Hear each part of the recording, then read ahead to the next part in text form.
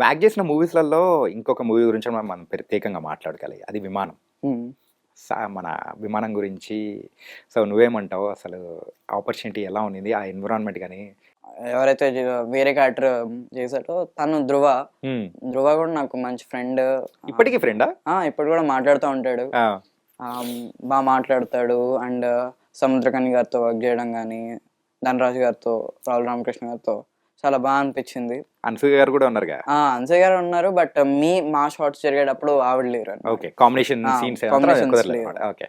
But nice working with the టీమ్‌తో work చేయడం చాలా బాగా అనిపించింది. నా క్యారెక్టర్ కూడా నాకు బాగా అనిపించింది అనమాట. ఒక కొత్త క్యారెక్టర్, కామెడీ ఇది యాహ్! కానీ అంతా.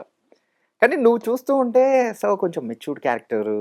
సో ఏదైనా గాని పవర్‌ఫుల్ క్యారెక్టర్స్ ఇస్తే చపక్ అని చేసేటట్టున్నావు. కానీ కామెడీ అంటేనే ఎక్కడో డౌట్ కొడుతుంటే అది కూడా విమానంలో తీరిపోయింది కదా? ఆ! లైక్ నాకు కొంచెం అప్పటి వరకు కొంచెం సీరియస్ గానీ, ఎమోషనల్ క్యారెక్టర్స్ దానికి ముందు చేశాను. హ్మ్. నాకు ముందు నుంచి ఉండేదనమాట. కొంచెం కామెడీ క్యారెక్టర్ గానీ, నాకు ఇలాగా చెయ్యాలి ఇది ఉండేది. హ్మ్. అదే తీరిపోయిందనమాట విమానంలో.